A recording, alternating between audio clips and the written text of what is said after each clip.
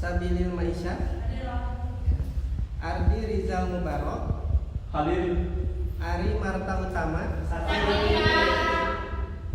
Oke, terima kasih. Baik, hari ini materi kita tentang motivasi dalam ilmu pengantar manajemen, gitu ya. Jadi meninjau aspek motivasi kalau ditinjau dari sisi ilmu pengantar manajemen itu seperti apa sih, gitu ya. Oke. Baik, Bapak ingin tanya dulu nih, kira-kira motivasi apa sih? Ada yang bisa jawab nggak? Namanya siapa? Namanya Aida. Menurut Aida, motivasi apa? Motivasi itu adalah sebuah dorongan. Dorongan ya? Iya. Dorongan untuk apa kira-kira? Dorongan dari dalam diri kita sendiri untuk melakukan sesuatu. Untuk melakukan sesuatu. Baik. Mungkin ada yang lain? Baik, kalau untuk laki-lakinya mungkin ada yang mau jawab. Namanya siapa? Nama saya Imam, Pak. Imam. Baik. Menurut Imam, motivasi itu apa sih? Motivasi menurut saya itu sesuatu yang bisa meningkatkan kinerja individu. Kinerja individu. Baik. Bagus ya. Kita beri aplaus dulu untuk teman-teman.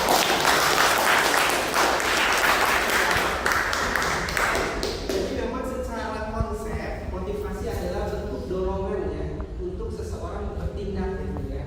Jadi kalau misalkan Aida gitu ya, Ali punya Ali apa Adi ya? Ali gitu kan, punya sesuatu yang ingin dicapai, misalkan kuliah nanti setelah lulus mau jadi apa gitu kan, pasti kan ada langkah-langkah yang akan dicapai dan ada cara-caranya gitu ya untuk mencapai tujuan tersebut. Misalkan ini lulus umroh gitu kan, kira-kira ada tujuan kuliah itu apa sih? Motivasinya gitu. Baik, kalau untuk yang putrinya mungkin motivasi kuliah itu kan apa sih yang jadi motivasi kira-kira siapa ya? Ada yang mau angkat tangan atau masih mau ini? Yang mau bercerita silakan boleh.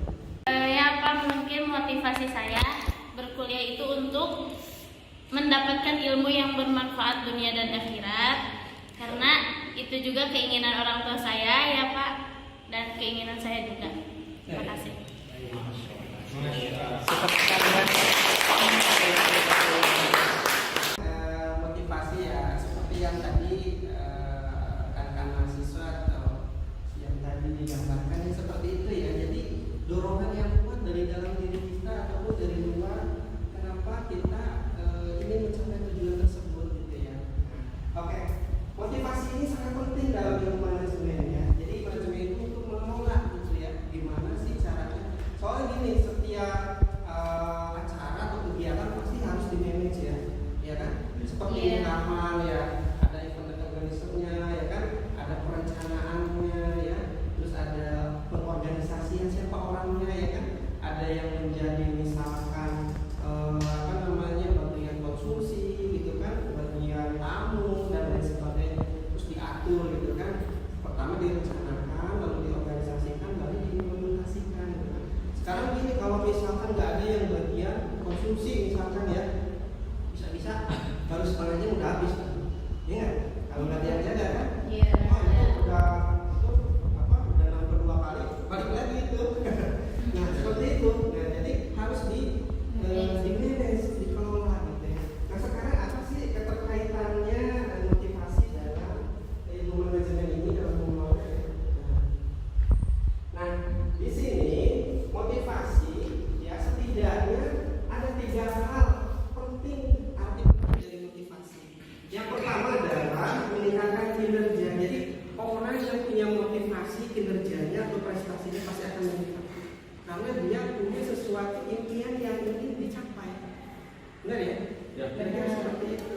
Nah, misalkan motivasi terbesar saya misalkan setelah lulus kuliah gitu kan, saya ingin menjadi bupati misalkan kata Ari gitu kan.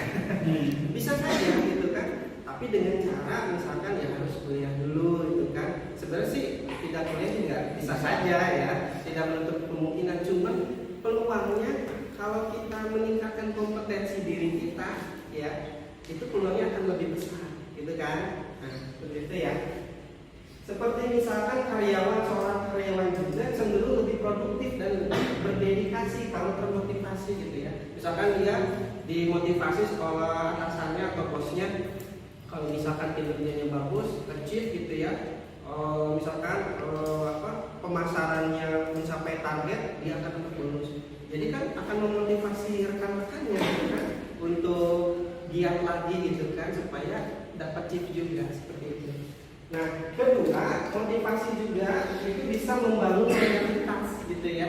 Nah, loyalitas. Jadi setelah dia punya dedikasi, dia akan loyal gitu ya, walaupun misalnya ada perusahaan sejenis yang bergerak di bidang yang sama, tapi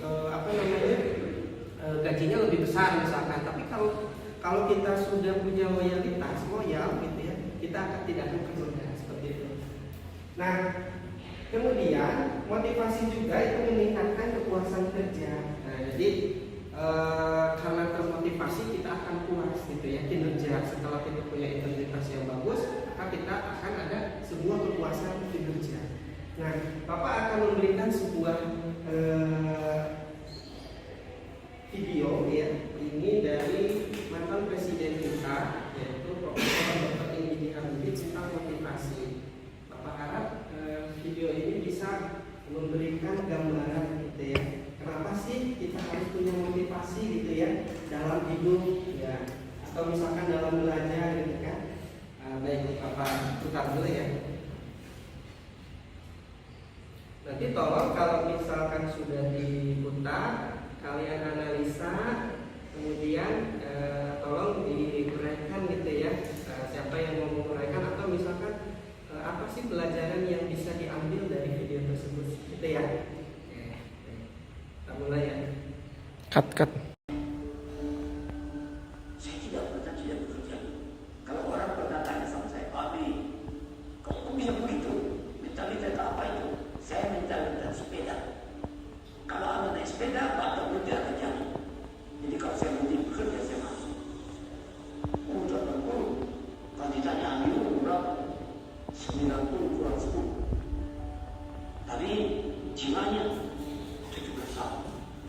Tidak ada bedanya. Saya butuh. Kenapa?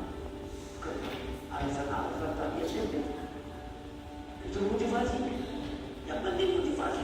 Semangat saya itu datang atas keyakinan dan kesadaran bahwa saya ini manusia, butuh dari masyarakat di mana saya hidup. Karena saya dan keluarga saya dulu dan sekarang dan masa depan agar ada bagian terpadu dari masyarakat ini.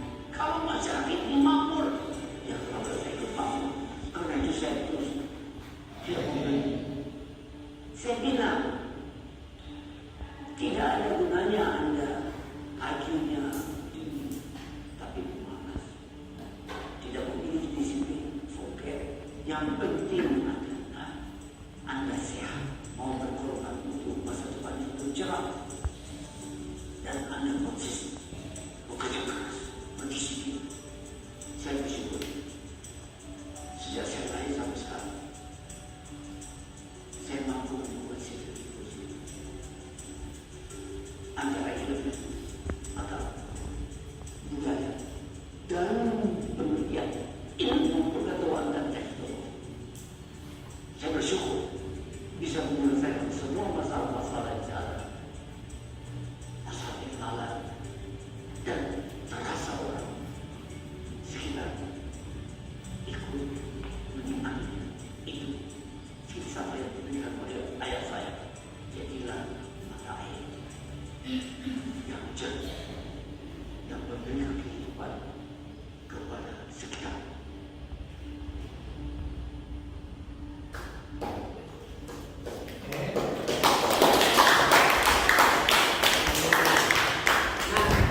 Kira-kira menurut kalian motivasi apa sih yang menjadi alasan atau motivasi terbesar mantan presiden kita tadi di video tersebut? Kira-kira apa? Ada yang mau jawab? Bebas? Tanggapannya apa? Mau tahu? Siapa ya? Ada yang mau jawab? Atau Bapak tunjuk? Boleh ya, Bapak tunjuk ya? Boleh. Ini yang ini. Ya Pak, mungkin motivasi saya berkuliah itu untuk mendapatkan ilmu yang bermanfaat dunia dan akhirat, karena itu juga keinginan orang tua saya ya Pak, dan keinginan saya juga. Terima kasih.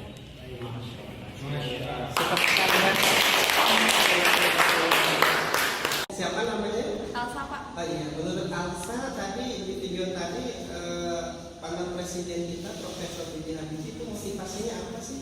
Motivasinya untuk bisa bermanfaat untuk semua orang. Orang banyak ya. Iya. Itu jadi alasan beliau. Kasih banyak terima kasih. Kasih tips ya. Baik, kalau untuk laki-lakinya mungkin ada yang menjawab. Saya itu pengen mendapatkan ilmu untuk kedepannya. Selain mendapatkan ilmu, ingin menjadi pengusaha yang sukses. Masya Allah.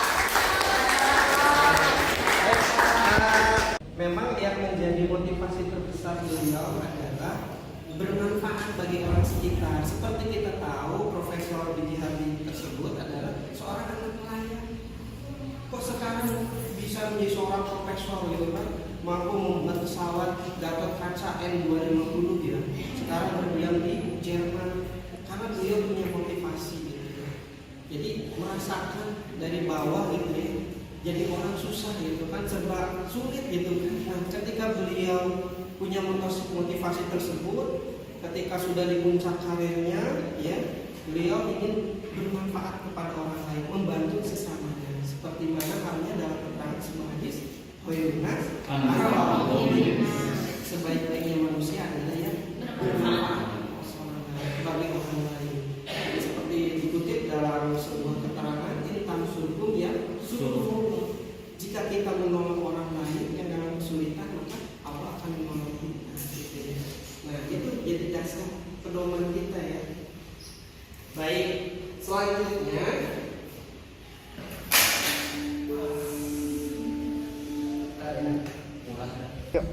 ya, selanjutnya adalah teori motivasi klasik. Ya. Jadi di sini secara teori ada yang namanya teori motivasi klasik.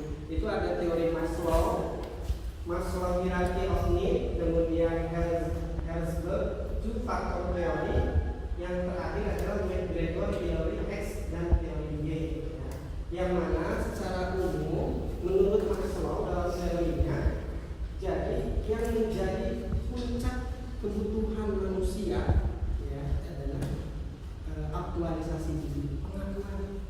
Jadi dia bekerja, kuliah dan apa-apa segala macam hal tujuannya hanya satu, apa? Aktualisasi diri, diakui oleh orang lain. Itu menurut teori Maslow. Yang kedua, menurut teori itu faktor teori, ini mengidentifikasi dua faktor yang mempengaruhi motivasi. Pertama faktor higienis, yang kedua faktor motivator. Faktor higienis yaitu faktor yang ada di lingkungan tempat dia bekerja yang seharusnya ada. Seperti apa kira-kira yang seharusnya ada di lingkungan kerja? Ada yang tahu? Pemimpin. Nah, siapa namanya? Aida Pak. Aida ya, oke. Menurut Aida yang harus ada itu pemimpin ya. Ya. Kemudian ada lagi yang mau jawab selain adanya pemimpin apa kira-kira? Kaki.